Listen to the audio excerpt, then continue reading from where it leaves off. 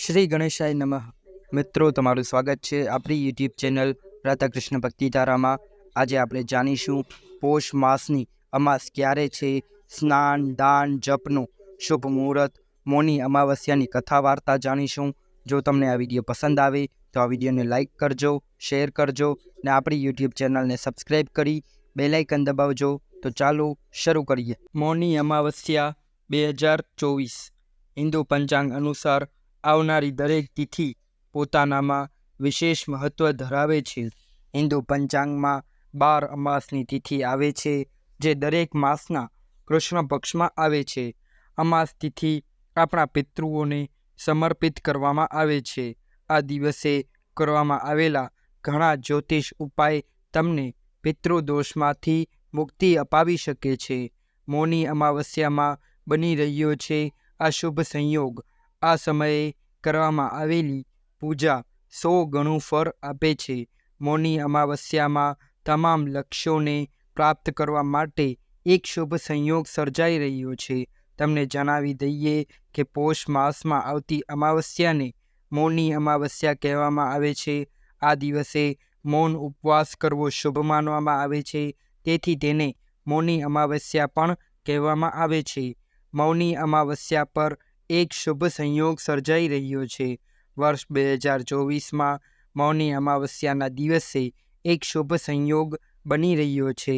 તમને જણાવી દઈએ કે મૌની અમાવસ્યા પર સર્વાર્થ સિદ્ધિનો શુભ સંયોગ બની રહ્યો છે. 9 ફેબ્રુઆરીએ સર્વાર્થ સિદ્ધ યોગ સવારે 7:05 થી 11:29 સુધી ચાલશે. આ શુભ સંયોગ દરમિયાન વ્યક્તિ જે પણ કાર્ય કરે છે તેમાં સફળતા મળે છે અને પૂજાનો પૂરો લાભ પણ મળે છે. જાણો મૌની અમાવસ્યાનું મહત્વ. મૌની અમાવસ્યાનું ઘણું મહત્વ છે.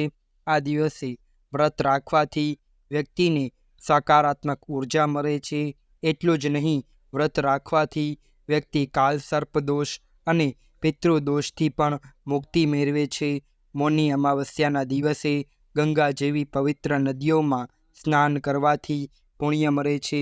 આ દિવસે લોકો મૌન ઉપવાસ કરે છે અને ધ્યાન કરે છે અને તેમના શરીર અને મનને શુદ્ધ રાખે છે. ધાર્મિક માન્યતાઓ અનુસાર મૌની અમાવસ્યા પર માતા ગંગાનું જળ અમૃત સમાન બની જાય છે. જે ગંગા સ્નાન કરે છે તેના પાપ નાશ પામે છે અને તે મોક્ષની પાત્ર બને છે. એવું માનવામાં આવે છે કે મનુ ઋષિનો જન્મ મૌની અમાસના દિવસે થયો હતો, તેથી આ અમાસને મૌની અમાસ પણ કહેવામાં આવે છે. ધાર્મિક માન્યતાઓ અનુસાર મૌની શબ્દ મુનિ શબ્દ પરથી બન્યો છે, તેથી જે વ્યક્તિ આ દિવસે મૌન રહે છે તે મુનિ પદને પ્રાપ્ત કરે છે. મૌન અમાસના વ્રત દરમિયાન મૌન પાળવાનું મહત્વ વિશેષ કહેવાય છે. શાસ્ત્રો અનુસાર મોંથી જાપ કરવા કરતાં ભગવાનનો મૌન રહીને જાપ કરવાથી વધારે પુણ્ય પ્રાપ્ત થાય છે. જો દાન પહેલાં 1.5 કલાક સુધી મૌન પાળવામાં આવે તો દાનનું ફળ 100 ગણું વધી જાય છે. અને જે વ્યક્તિ મૌની અમાસના વ્રતનું સમાપન કરે છે તે ઋષિનું પદ પ્રાપ્ત કરે છે. જ્યોતિષશાસ્ત્રમાં ચંદ્રને મનનો કારક ગણવામાં આવે છે. અમાસના દિવસે ચંદ્રદેવના દર્શન થતા નથી. આ કારણે મનની સ્થિતિ નબળી રહે છે. તેથી અમાસના દિવસે મૌન વ્રત રાખવાથી મનને સંયમમાં રાખવાનું કહેવામાં આવ્યું છે. તમામ 12 અમાવસ્યામાં સોમવતી અમાવસ્યાની સાથે મૌની અમાવસ્યાનું વિશેષ મહત્વ છે. મૌની અમાવસ્યાને પોષી અમાવસ્યા અથવા પોષ અમાવસ્યા તરીકે પણ ઓળખવામાં આવે છે. હિન્દુ કેલેન્ડર મુજબ મૌની અમાવસ્યા પોષ મહિનાના કૃષ્ણ પક્ષની અમાવસ્યા તિથિએ આવે છે. મૌની અમાવસ્યા પર સ્નાન અને દાન કરવાથી પુણ્ય મળે છે અને પાપ નષ્ટ થાય છે. પિતૃઓ માટે તર્પણ, શ્રાદ્ધ વગેરે કરવાથી જીવનમાં સુખ શાંતિ આવે છે. નવા વર્ષ 2024ની મૌની અમાવસ્યા પર સર્વાર્થ સિદ્ધિ યોગ બની રહ્યો છે. મૌની અમાવસ્યા 2024 મુહૂર્ત. ચાલો કાશીના જ્યોતિષ પાસેથી જાણીએ કે મૌની અમાવસ્યા કયા દિવસે છે મૌની અમાવસ્યાના સ્નાન, દાન અને પૂજા માટે કયો શુભ સમય છે? મૌની અમાવસ્યા પર સર્વાર્થ સિદ્ધ યોગ ક્યારે અને કેટલા સમય માટે ચાલશે? વૈદિક કેલેન્ડર મુજબ આ વર્ષે પોષ મહિનાના કૃષ્ણ પક્ષની અમાવસ્યા તિથિ 9 ફેબ્રુઆરી શુક્રવારના રોજ સવારે 8:02 શરૂ થશે અને તારીખ 10 ફેબ્રુઆરીના રોજ સવારે 4:28 સમાપ્ત થશે. મૌની અમાવસ્યા તિથિ 10 ફેબ્રુઆરીએ સૂર્યોદય પહેલાં સમાપ્ત થઈ રહી છે. તેથી મૌની અમાવસ્યા શુક્રવાર 9 ફેબ્રુઆરીએ ઉજવવામાં આવશે. મૌની અમાવસ્યાના દિવસે બ્રહ્મ મુહૂર્તથી પવિત્ર નદીઓમાં સ્નાનનો પ્રારંભ થશે. મૌની અમાવસ્યાના દિવસે બ્રહ્મ મુહૂર્ત સવારે 5:21 થી 6:13 સુધીનો રહેશે. આ સિવાય સવારે 7:05 સમય દિવસભર સ્નાન, દાન અને પૂજા માટેનો શુભ સમય છે. મૌની અમાવસ્યાના દિવસનો શુભ સમય એટલે કે અભિજીત મુહૂર્ત બપોરે 12:13 થી 12:58 સુધીનો રહેશે. તે દિવસનો સૂર્યોદય સવારે 7:05 થશે અને સૂર્યાસ્ત સાંજે 6:06 થશે. મૌની અમાવસ્યા પર શ્રવણ નક્ષત્ર સવારે 11:29 સુધીનો છે. મૌની અમાવસ્યા 2024માં મૌની અમાવસ્યાના દિવસે સર્વાર્થ સિદ્ધિ યોગ રચાઈ રહ્યો છે. સવારે 7:05 થી રાત્રે 11:29 સુધી સર્વાર્થ સિદ્ધિ યોગ રચાઈ રહ્યો છે. આ એક શુભ યોગ છે. સર્વાર્થ સિદ્ધિ યોગમાં કરવામાં આવેલ કાર્ય સફળ સાબિત થાય છે.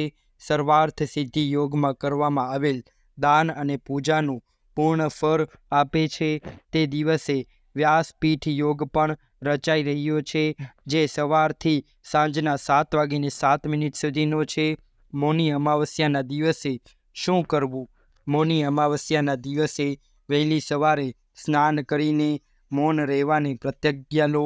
આ દિવસે તલ, તલના લાડુ, તલનું તેલ, આમળા, કપડાનું વગેરેનું દાન કરો. સાધુ મહાત્મા અને બ્રાહ્મણોને ભોજન અર્પણ કરો. પિતૃ શ્રાદ્ધ અથવા તર્પણ કરવું.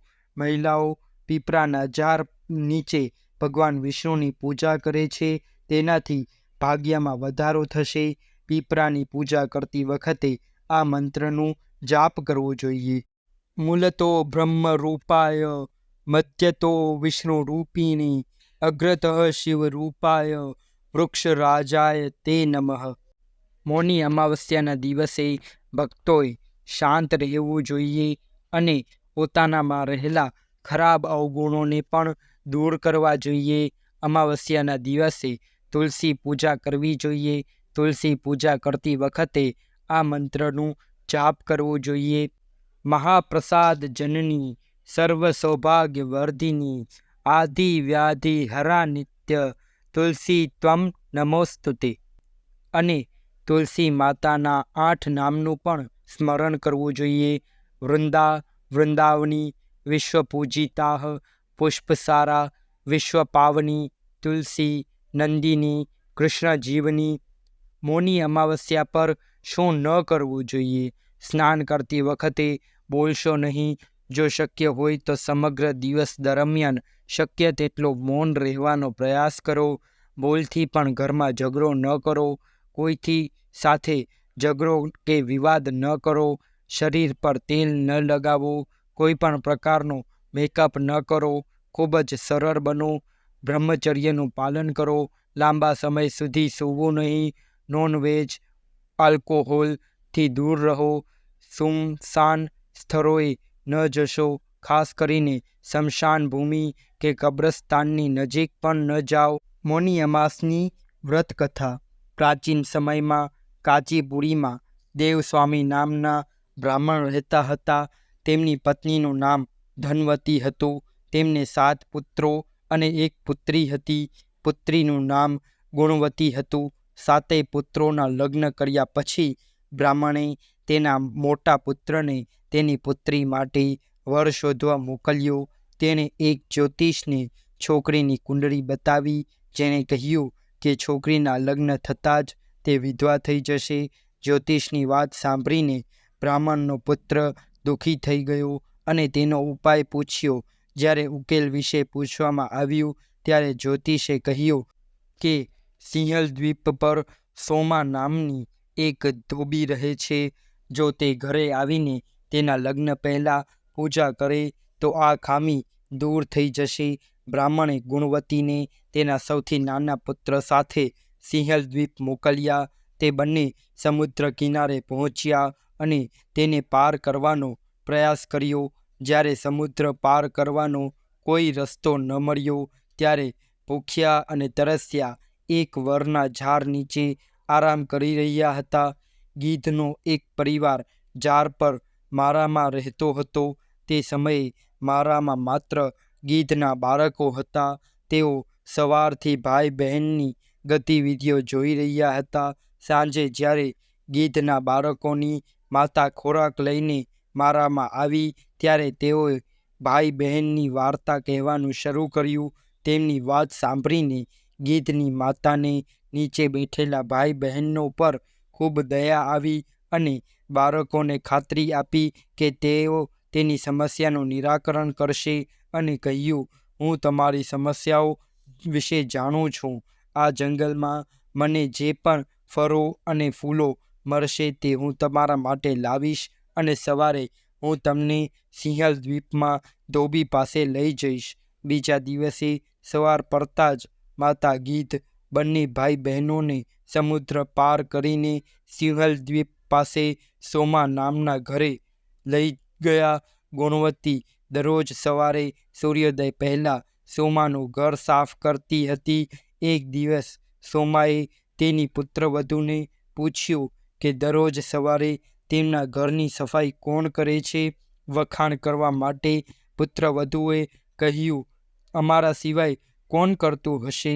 પરંતુ સોમાએ તેઓની વાતમાં ન વિશ્વાસ કર્યો અને તે જાણવા માટે આખી રાત જાગી રહી. પછી તેણે ગુણવતીને સવારે ઘર સાફ કરતી જોઈ અને તેને તેની સમસ્યા વિશે પૂછ્યું. ગુણવતીએ પોતાની સમસ્યા જણાવી, જે સાંભળીને સોમા ચિંતિત થઈ ગઈ અને ગુણવતીના ઘરે જઈને પૂજા કરવા તૈયાર થઈ ગઈ.